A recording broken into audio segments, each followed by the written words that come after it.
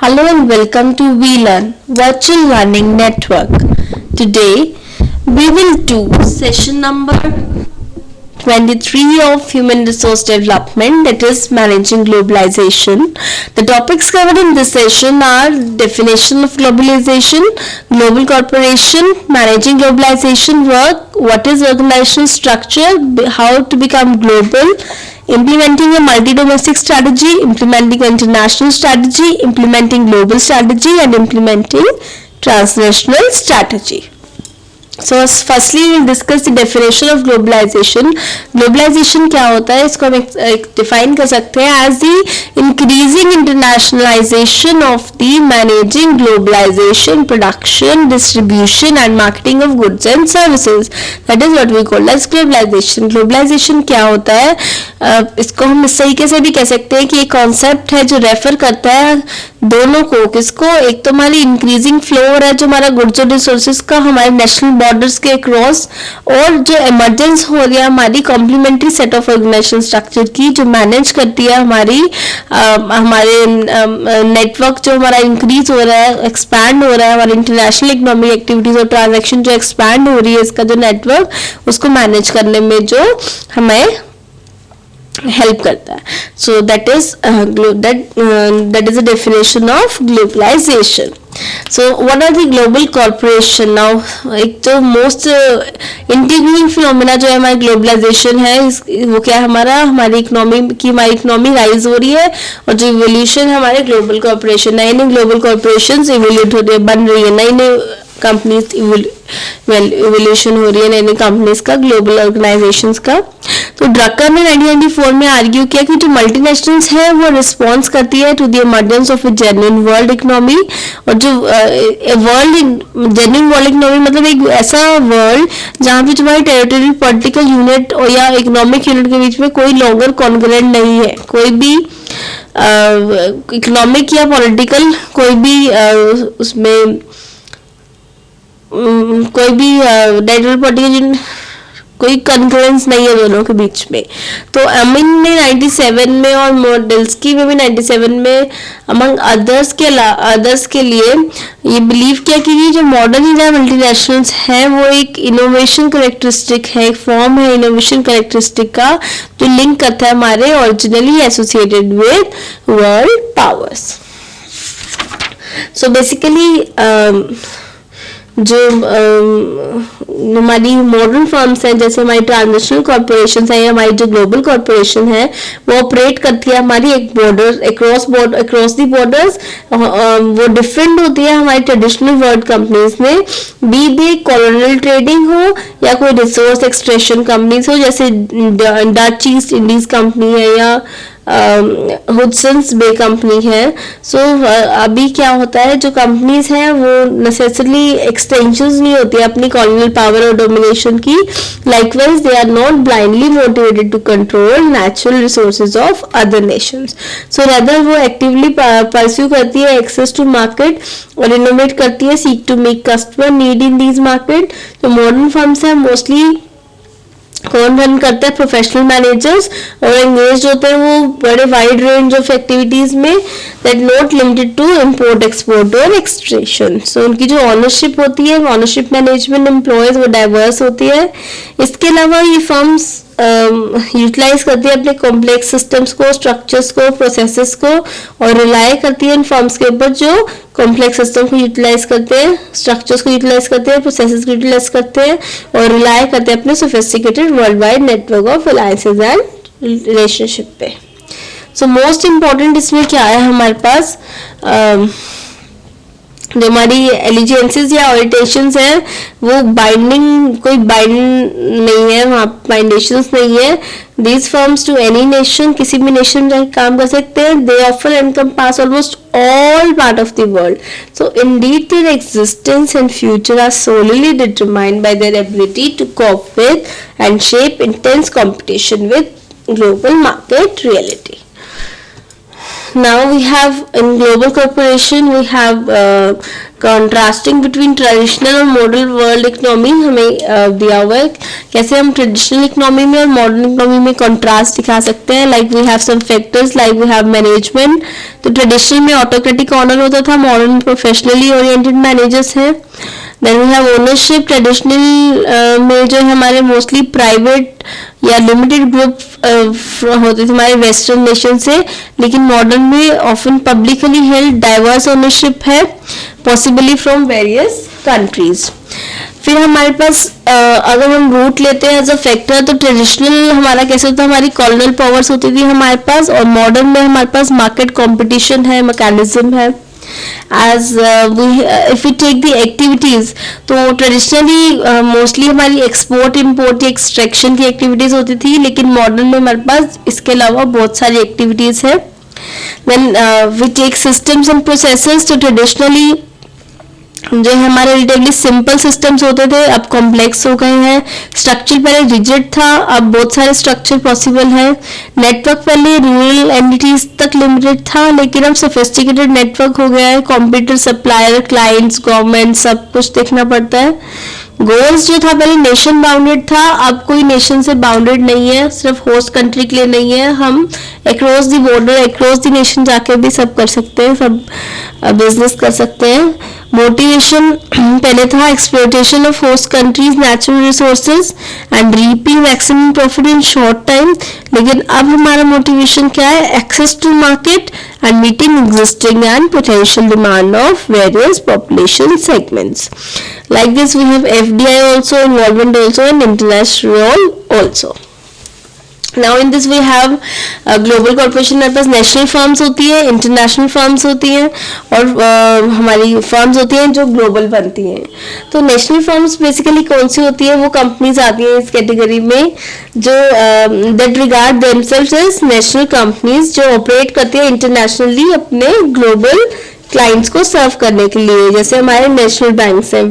For example in letter to the author, जो director था हमारे कॉर्पोरेट अफेयर का, हमारे नेशनल बैंक स्टेटेड, उसने क्या स्टेट किया कि हमारा एम है not to become a global money center bank but rather a national US bank with global capabilities.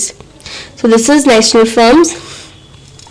Then we have international firms, जो several companies जैसे हमारी माइक्रोसॉफ्ट है, यूनिलीवर है, जो अपने आप को इंटरनेशनल समझती है रेदर देन ग्लोबल ऑर्गेनाइजेशन. तो यूनिलीवर तो हाउएवर डिफरेंशिएट करती है बिटवीन इंटरनेशनल और ग्लोबल फर्म में अपनी स्ट्रैटेजी की टर्म्स में. जैसे हमारे पास टोक्यो इलेक्ट्रिक पावर है कंपनी, ये रिगार्ड करती है अपने आप को as an international company with a global perspective. Then we have the firms जो ग्लोबल बन रही है. लाइक फर्म्स जो इस कैटेगरी में आती है वो कॉन्शियस एफर्ट करती है अपने ग्लोबली इंटीग्रेट होने के लिए. जो कंपनीज है जैसे GM है, हमारे पास वर्लपूल है, बोइंग है, ये बहुत ही सेंसिटिव है अपने इकोनॉमिक और सोशल रोल के लिए, and appear to know what is take to, और उसको जानना उसे कि कैसे वो ग्लोबल फर्म बन सकती है. तो despite the deep and extensive international experience, इन फर्म्स को बिलीव है कि ग्लोबलाइजेशन जो है बहुत बड़ा चैलेंज है. They have initiated profound changes and are in the process of becoming global firms. Then we have the making globalization work. So globalization कैसे काम करता है, तो इसके जो इंग्रेडिएंट्स हैं जैसे कि हम ग्लोबली विन कर सकते हैं, वो क्या क्या है हमारे पास. सबसे पहले कंज्यूमर की नीड्स को समझना, क्या ज़रूरत है कंज्यूमर की, उसको समझना, क्या चीज़ चाहिए उनको. Desire for attractive complexion, cavity free teeth, like ये एग्जांपल है हमारे पास, कैविटी फ्री टीथ चाहिए तो उसके हिसाब से हम ऐसा टूथपेस्ट बनाएं. तो सबसे पहला जो है वो क्या है, कंज्यूमर की नीड को समझो. सेकंड क्या हमारा, fast flow of superior quality product, superior अच्छी क्वालिटी का प्रोडक्ट बनाओ, उसको फास्ट फ्लो करो और सुपीरियर एडवर्टाइजिंग करो, अपने प्रोडक्ट के बेनिफिट्स को कम्युनिकेट करो. डेवलप साउंड स्ट्रैटेजीज, ऐसी स्ट्रैटेजीज बनाओ जो जिसमें हमारा like for example we have Procter and Gamble का एग्जांपल लेते हैं. It takes the right amount of time and involves right people to develop sound strategy which is a critical to global success. तो सही time, सही लोग, ऐसे बनाओ कि जो भी हमारी स्ट्रैटेजीज है वो साउंड स्ट्रैटेजीज बन सके, परफेक्ट स्ट्रैटेजीज बन सके। Then having the right structure and system. फिर अगर हम स्ट्रक्चर सिस्टम की बात करें तो हमारे पास 3 लेवल्स हैं, लोकल मार्केट, रीजनल और global. Local market we know जो हमारे जनरल मैनेजर हेड करता है। देन रीजनल इज जो प्रेसिडेंट हेड करता है हर रीजन का अलग, और ग्लोबल इज जो डेवलप और reviews global goals, plans and strategies at all the 3 levels with feedback and communication among the 3.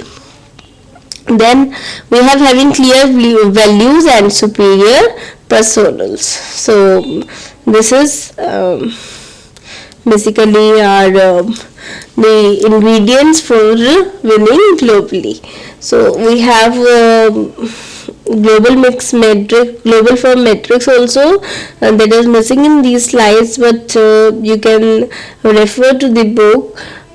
So basically जो हमारी ग्लोबल फर्म मैट्रिक्स में जो हम दिखा रहे हैं कमिटमेंट क्या है हमारी ग्लोबल मार्केट का।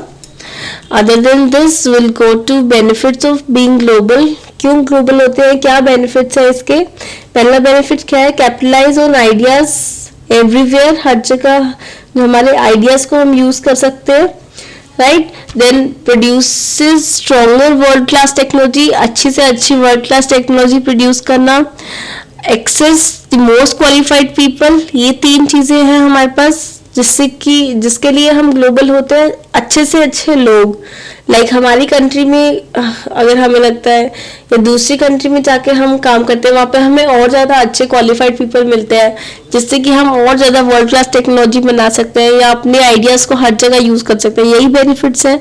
इसके अलावा एडिशनल बेनिफिट्स क्या, नेटवर्किंग स्ट्रॉन्ग होगी हमारी ग्लोबलाइजेशन से, रिवाइटलाइजेशन होगी, ग्रोथ बढ़ेगी हमारी कंपनी की, ऑर्गेनाइजेशन की, और world citizen image.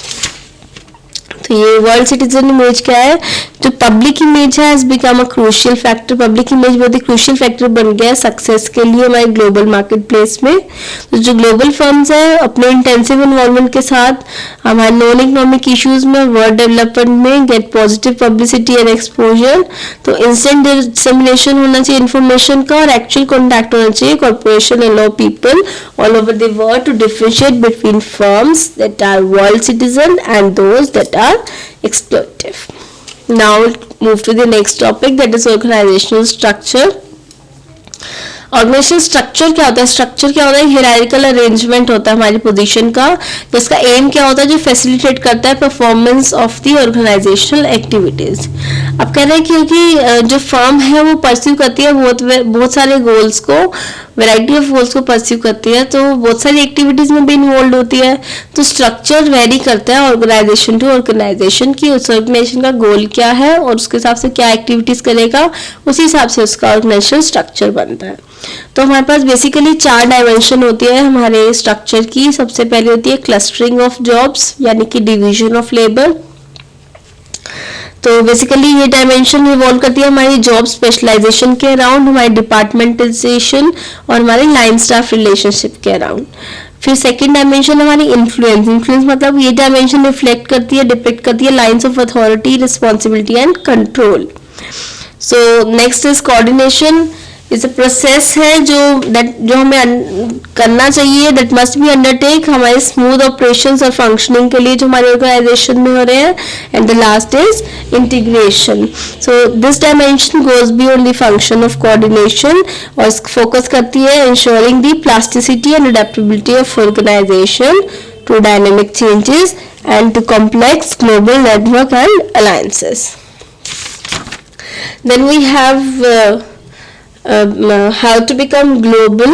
So becoming globals, we have the worldwide economy, we have transnationals, मतलब कैसे हम ग्लोबल बन सकते हैं, हम ट्रांसनेशनल हो सकते हैं, ट्रांसनेशनल कंपनीज बना सकते हैं। जो ऑब्जेक्टिव है हमारा हैविंग अ ट्रांसनेशनल स्ट्रक्चर, इस क्या है, मैक्सिमम फ्लेक्सिबिलिटी होनी चाहिए in responding to each national market. So world wide economy this type of firm को स्ट्रक्चर करते हैं हम मैक्सिमम ऑपरेशनल एफिशिएंसी के लिए। कैसे, by standardizing activities on a world wide scale, Then we have global organization. Global firms trade the whole world as their market, पूरे world को अपनी मार्केट लेके चलती है. नेचुरल बाउंड्रीज से कोई बाउंड नहीं होते उनके decisions. Then we have global strategies.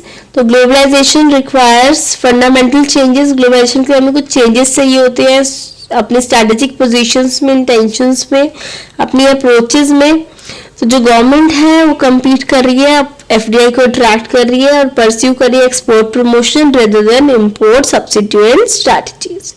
तो फर्म लेवल पे हम देखें तो कंपनीज के पास बहुत वाइड रेंज है डेवलपमेंट के लिए, स्ट्रैटेजीज के लिए, to enhance their competitive advantage. Like we have alliances, we have mergers and acquisitions. We know alliances जो है among firm have increased markedly in recent years. Alliances बहुत सारे फॉर्म्स कर सकते हैं, जैसे फ्रेंचाइजी ले ली, लाइसेंसिंग ले लिया, जॉइंट वेंचर कर लिया, कॉर्पोरेशन कर लिया. ये सब क्या है हमारे अलाइंसेस हैं जिसको हम इधर इक्विटी और नो इक्विटी इन्वेस्टमेंट एग्रीमेंट पे कर सकते हैं. Then we have merger and acquisition. Most advanced form है हमारे अलायंस की. बहुत सारी जो फर्म्स हैं हमारी, बहुत सारे रीजंस की वजह से वो found joint forces without through mergers and acquisition is the best possible course of action. तो जो भी हमारे स्ट्रैटेजिक ऑब्जेक्टिव है उनको हम ग्रुप कर सकते हैं अपने मार्केट रीच के उसमें, मार्केट कंपटीशन में और मार्केट सस्टेनेबिलिटी में. Then we have implementing a multi domestic strategy. कैसे हम मल्टी डोमेस्टिक स्ट्रैटेजी इम्प्लीमेंट कर सकते हैं? जब कोई कंपनी परस्यू कर रही है मल्टी डोमेस्टिक स्ट्रैटेजी तो जनरली ऑपरेट करती है ग्लोबल ज्योग्राफिक स्ट्रक्चर में. जब स्ट्रक्चर को हम यूज करते हैं ग्लोबल ज्योग्राफिक स्ट्रक्चर को, कंपनी डुप्लीकेट करती है अपनी वैल्यू क्रिएशन एक्टिविटीज को और एस्टेब्लिश करती है एक ओवरसीज डिवीजन हर कंट्री में या पूरे वर्ल्ड एरिया में जहां पे उसको ऑपरेट करना है. तो अथॉरिटी को फिर हम डिसेंट्रलाइज कर सकते देते हैं मैनेजर्स के पास. इन हर ओवरसीज डिवीजन में मैनेजर्स को अथॉरिटी दे देते हैं. डिसेंट्रलाइजेशन हो जाता है. मतलब डिसेंट्रलाइजेशन मतलब अलग अलग जगह अथॉरिटी दे देना, एक सेंट्रलाइज के पास नहीं रहना. और वो डिवाइस करते हैं, एप्रोप्रिएट स्ट्रैटेजीज बनाते हैं और रिस्पॉन्ड करते हैं to the needs of the local environment. अब हम इंटरनेशनल स्ट्रैटेजी कैसे इंप्लीमेंट करते हैं? कंपनी परस्यू करती है जो इंटरनेशनल स्ट्रैटेजी वो अडॉप्ट करती है एक डिफरेंट रूट ग्लोबल एक्सपेंशन का. जो कंपनी के पास बहुत सारे डिफरेंट प्रोडक्ट होते हैं, अलग अलग बिजनेस होते हैं, उसके पास चैलेंजिंग प्रॉब्लम होती है कोऑर्डिनेट करने की with flow of different product across different countries. तो इसको मैनेज करने के लिए इन ट्रांसफर्स को कंपनी को जो है basically global product group structure use करना चाहिए. Create product group headquarters to coordinate the activities of domestic and foreign division within each product group. Now for implementing the global strategy, जब कोई company embark करती है global strategy follow करती है तो it locates अपनी मैन्युफैक्चरिंग और दूसरी वैल्यू चेन एक्टिविटीज जो है वो ग्लोबल लोकेशन पे लगाती है, जिससे वो अलाउ करते हैं कि इसकी एफिशिएंसी इंक्रीज हो सके, क्वालिटी इंक्रीज हो सके. तो जो प्रोडक्ट ग्रुप कोऑर्डिनेट कर रही है एक्टिविटीज ऑफ होम और overseas operation, then within each division जो हेडक्वार्टर मैनेजर है वो डिसाइड करेगा कहाँ लोकेट करने हैं अपने different functions at the optimal global location for performing that activity. then how to implement the transactional strategy हम कैसे implement करते हैं? like जो मेन फीलिंग है हमारी ग्लोबल प्रोडक्ट ग्रुप स्ट्रक्चर की वो तब होती है जब एक अलाउ करती है company to achieve superior efficiency and quality. So it is weak when it comes to responsiveness to customer, because जो फोकस होता है उसका वो सिर्फ सेंट्रलाइज्ड कंट्रोल होता है. तो इसके लिए this structure make it difficult for the different product group to trade information and knowledge and to obtain the benefits from the transferring, sharing and leveraging their competences. So implementing a matrix structure को फिर अगर हम यहाँ एक matric structure लगाते हैं जो हमने यहाँ शो किया वो डिसेंट्रलाइज कर देता है. कंट्रोल को भी ओवरसीज मैनेजर्स को दे देता है कंट्रोल और उनको प्रोवाइड करता है considerable flexibility managers local issues के लिए, but can still give product and corporate manager in the US decentralize control they need to coordinate company activities on a global level. तो इस मैट्रिक स्ट्रक्चर से हमें knowledge मिलती है, experience मिलती है, इसको हमें ट्रांसफर करना है अपने अलग अलग जोग्राफिक रीजन्स में, among product groups, among among product groups and region. So since in a broad जो metric facilities है हमारी transmission of a company norms and values की, has a development of global operation for which lines of communication are longer. Now that's all for today's session. There are some questions for you now. The first is define globalization. Write an essay on the present global business environment, and the second is describe different types of firms that exist in global village with illustrations. That's all for today's session. Thank you so much. Happy we learning.